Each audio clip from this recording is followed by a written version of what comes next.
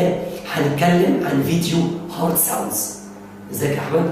عايزك تلبس السماعه صح وتوريها سؤالك. اخلي الاستيثوسكوب بوزيشن فوروردز انورد وفورورد كانها عامله رقم 8 او اوبتيوز انجل قصادك كده. بالنسبه لك صح، بالنسبه لنا غلط. غلط ازاي؟ لو انا جيت لبستها والكاميرا هتبص عليا هتلاقوا ان السماعه مش داخله لجوه، خابطه في البول. يلا يا احمد البس. تمام؟ يلا كمان البس. اتاكد انه شغال. بخبط على الديافرام. تمام؟ والجزء ده اسمه كون. تمام، ابتدي بقى. دلوقتي هشوف الاول كابتن. لا الاول هنعمل سيرفيس اناتومي. تمام؟ ده ستيرنال نوتش. تمام؟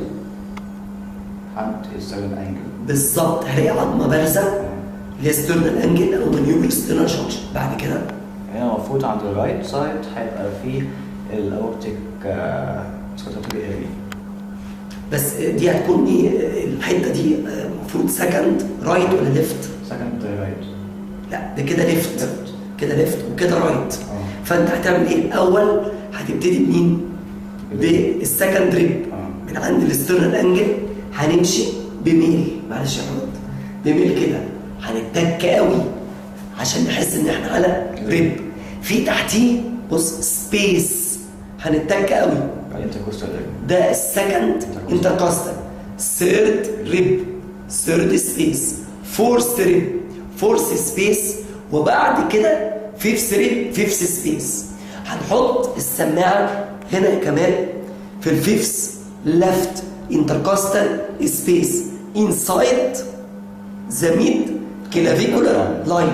يعني كلمه انسايد كأن في خط وهمي بينصص الكلافيكل. سامع حاجه؟ انت دلوقتي سامع اصوات ورا بعض، عايزك تميز فيرست او سكند. تعمل ايه؟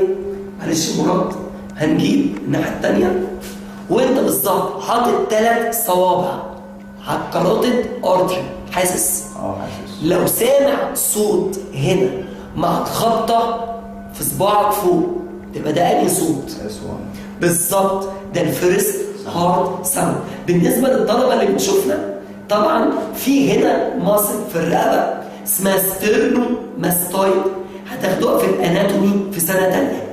الكاروتيد يا كمان ميديال تو ستيرنو ماستويد، ده فيرست هارد ساوند. هل في مكان تاني اشوف عنده فيرست هارد ساوند غير الميترال؟ في عندي زي ستيرنال بالظبط،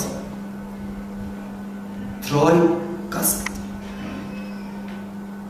ونفس الفكره. تمام.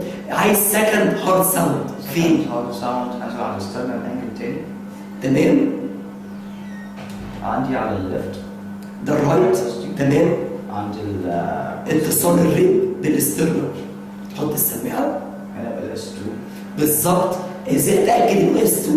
بحط 3 صوابع، هكون سامع صوت بس مفيش حاجه at the same time خبطه في صباعي.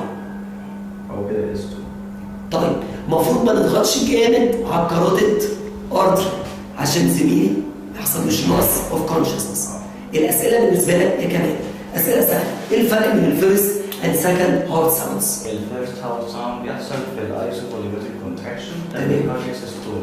تمام. ده بيبقى وقته اطول من 0.1 ل 0.17 سكندز، وده نتيجه ان الايتروفنتريكولار بالز بتتقفل. بالظبط. الاس 2 اللي هو سكند هارد ساوند ده نتيجه ان السيمي لونر اللي هو الاورتيك والبالمونري بالز بتقفله. ده بيحصل في الايزوبوليمتريك ريلاكشن، بدايه الريلاكسيشن، بدايه الكاردياك دايستول. ده بيقعد about 0.1 ل 0.14 seconds. يبقى صوته أكتر، يبقى higher pitch تمام. مين فيهم بيبقى ياخد مده اطول؟ S1 ياخد مدة أطول. تمام. مين فيهم بيبقى لب؟ S1. بالظبط. ممكن تقول لي هو السبليتنج اوف هارد ساوندز؟ splitting of hard sound معناه إن في ال S2 ده بيبقى physiological في ال deep respiration. انسبيريشن. تمام. اللي بيحصل إن S2 بيتقسم لجزئين. بيتقسم لجزئين اللي هو لما الأورتيك يقفل والبالمونري يقفل. مين يقفل الاول؟ الاورتيك يقفل في الاول، بعد بالظبط. 5 ملي سكندز البلمونري يقفل. تمام. طب لو باثولوجيكال ايه اللي يحصل؟ باثولوجيكال اللي بيحصل في الباثولوجيكال ان الاورتيك بيقفل بعد البلمونري. اورتيك ستينوزس. فلو في وقتها عملنا ديب انسبيريشن بنقلل الفتره ما بينهم. بالظبط. ممكن تقول يعني ايه ميرمر؟ ميرمر معانا irregular sound نتيجه turbulence في البلاد فلو. ايه انواعه؟ في ميرمر نتيجه سينوسس وميرمر نتيجه اللي هو صح. سيستوليك اند diastolic. ممكن تقول السيستوليك اسبابها ايه؟ السيستوليك المفروض ان الاتروفنتريكولار فالس تبقى مقفوله، ولو حصل انسفاعات الصوت نتيجه الاتروفنتريكولار فالس معناه انهم بيسربوا دم، وهيبقى في كده اتروفنتريكولار انفشنسي. بالظبط انكومبتنس. نفس الموضوع ان في السيستول المفروض السيمي لينر باس مفتوحه، فلو سمعت الصوت معناه ان المسار اضيق فالدم بيعمل الصوت وبيعدي. بالظبط ستينوزس. طب يعني ايه دايستوليك ميرمر؟ الدايستوليك ميرمر نفس الكلام، اللي هو في الدايستول المفروض الاتروفنتريكولار يكون مفتوح المره دي، ولو سمعت صوت نتيجه الاتروفنتريكولار معناه المسار ضيق فالدم بيعدي فيه بصعوبه، فده يبقى في كده اتروفنتريكولار. الصوت الثالث والصوت الرابع تقدر تسمعهم بالسماعه؟ لا. تسمعهم بايه؟ فونوكارديوجرام. بالظبط. ممكن تميز بين اس 1 واس 2 بطريقه ثانيه غير الكاروتيد؟ في بس اللي هو بالديوريشن. تمام. يعني ايه؟ معناه ان الفتره بين الاس 1 والاس 2 اصلا ما بين الفتره من الاس 2 والاس 1، بس دي صعبه. شكرا يا